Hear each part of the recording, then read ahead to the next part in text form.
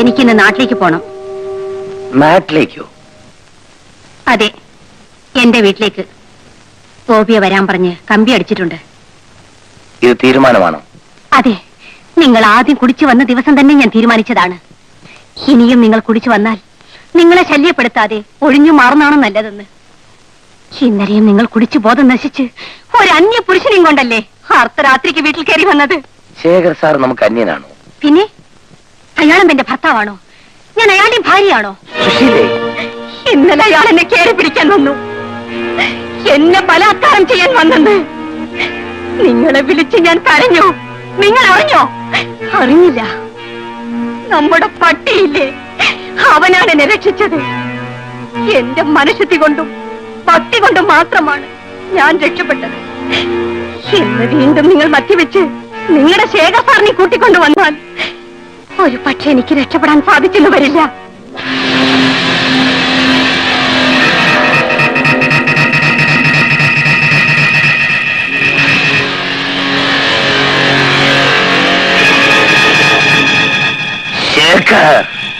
വേണ്ട, ഇപ്പോൾ നിങ്ങൾ എങ്ങും പോണ്ട. നമുക്ക് ഈ ജോലി വേണ്ട. നമുക്ക് നാട്ടിലേക്ക് തിരിച്ചു പോവാം.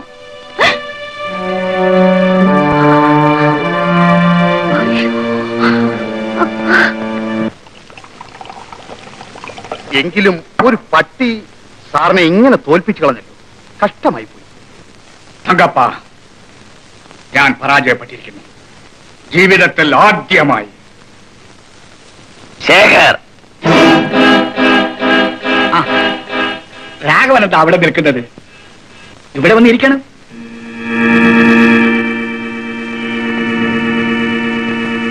ശേഖർ സാറ് എനിക്ക് ബംഗ്ലാവും മാനേജർ ഉദ്യോഗവും മദ്യവും തന്നത് പിന്നെ നിന്നോടുള്ള സ്നേഹം കൊണ്ടാണെന്ന് വിചാരിച്ചോ? നിന്റെ സുശീലയെ കണ്ടത് മുതൽ എനിക്ക് അവളോടൊരു മോഹം തോന്നി. ആ മോഹം സാധിക്കാൻ വേണ്ടി മാത്രം നിന്നെ സന്തോഷിപ്പിക്കാൻ തീർച്ചപ്പെടും. നിന്റെ മോഹം ഞാൻ സാധിപ്പിച്ചു തരാം. ഭാര്യയെ കൊണ്ടുവന്നിട്ടുണ്ടോ?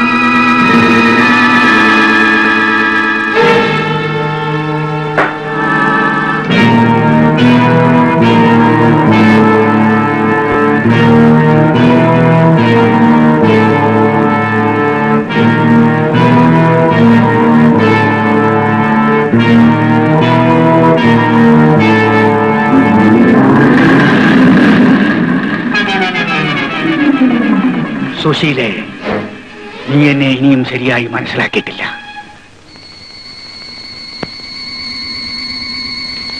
അച്ഛൻ എന്താ ഇനിയും വരാത്തത്?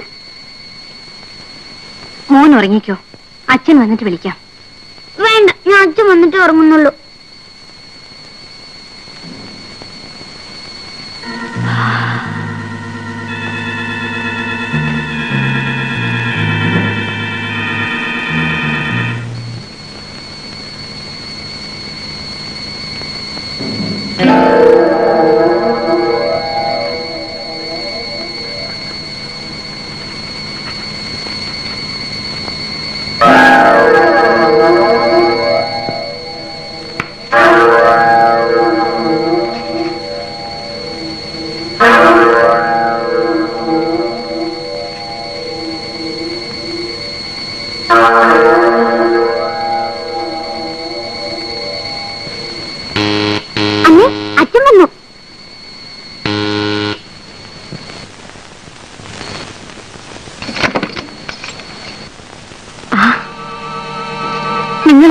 ഞാൻ എസ്റ്റേറ്റിലെ ഒരു ജോലിക്കാരനാണ്.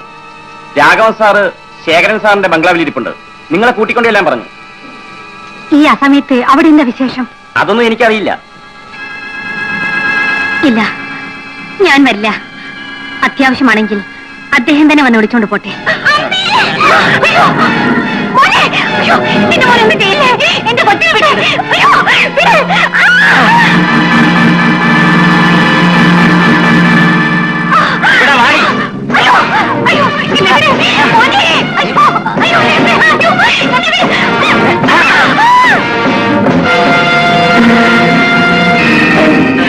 ഇനി എന്റെ അടുത്ത് വരരുത്. എനിക്കെല്ലാം മനസ്സിലായി. നിനക്കൊന്നും മനസ്സിലായിട്ടില്ല.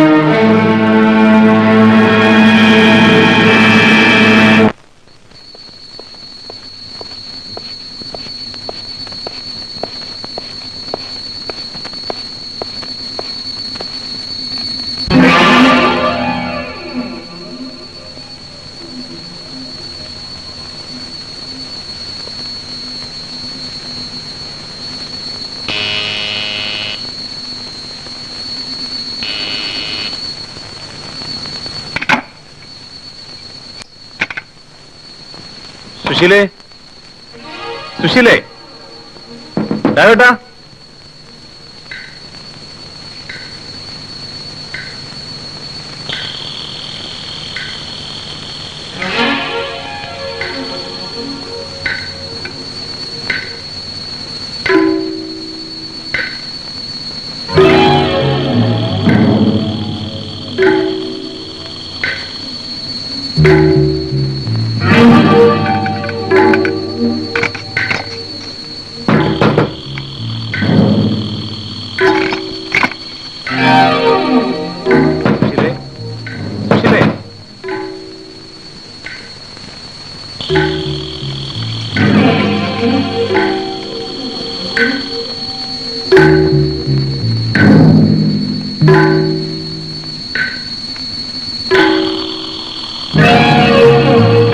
സുശീലേ, രാഘവേട്ടാ, ഇവിടെ ആരും ഇല്ലേ?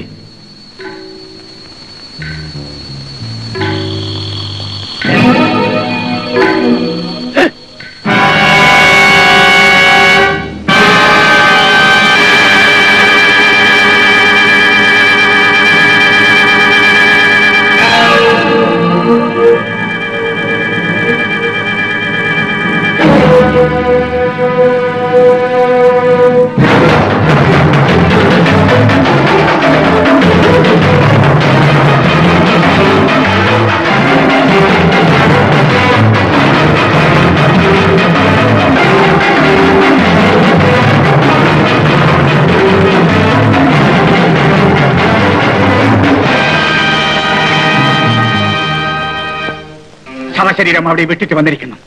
അത് ഉടനെ അവിടുന്ന് മാറ്റണം. അതിനെന്താ വഴി? ഒരു വഴിയും കാണുന്നില്ല. ചുടലഭദ്രകാളിയെ പോലെയല്ലേ നിൽപ്പ്. അങ്ങോട്ട് അടുക്കാൻ വയ്യ.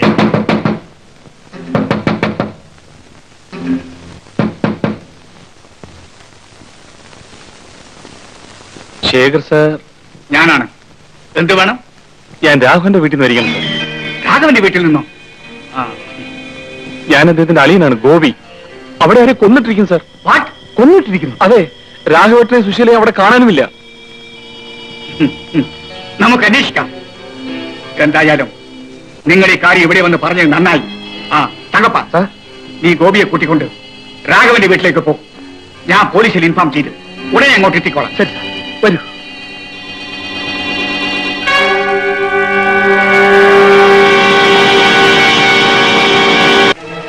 വരൂ.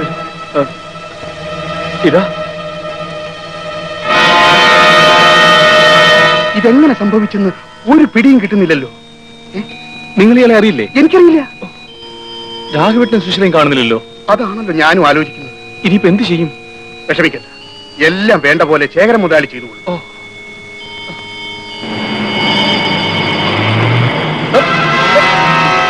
എന്താ നിങ്ങൾ പിടിക്കുന്നത്? സാർ, ഇതാണ് പുള്ളി. തക്ക സമയത്ത് ഞാൻ ഇവിടെ വന്നുകൊണ്ട് ഇവനെ പിടികിട്ടി. ഞാൻ എന്ത് ചെയ്യുന്നു നിങ്ങൾ പറയുന്നത്? നിങ്ങൾ അയാളെ വിടണം. സാർ, ഇയാൾ പറയുന്നത് കേട്ടില്ലേ? ഞാനാണ് ഇയാളെ കൊന്നതെന്ന്. ഞാനല്ലേ ഇവരമ്മ സാറിന്റെ വീട്ടിൽ പറഞ്ഞത്. നിങ്ങളോ എന്റെ വീട്ടിൽ വന്നെന്നോ? നല്ല കഥ. ഇൻസ്പെക്ടർ, ഇയാൾ ഒരു വിളഞ്ഞ പുള്ളിയാണെന്ന് തോന്നുന്നു. ശേഖർ സാർ. മതി മതി, കോൺസ്റ്റബിൾ, ഇയാളെ അറസ്റ്റ് ചെയ്യൂ.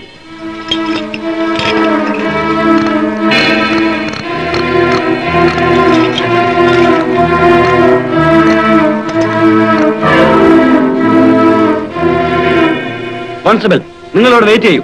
ഞാൻ ആംബുലൻസ് അയക്കാം. നടക്കണം.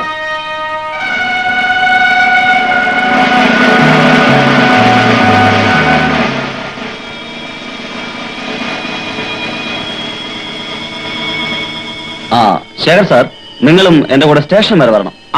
ഞാൻ എന്റെ കാറിൽ ഉടനെ അങ്ങോട്ട് എത്തിക്കോളാം. Okay constable.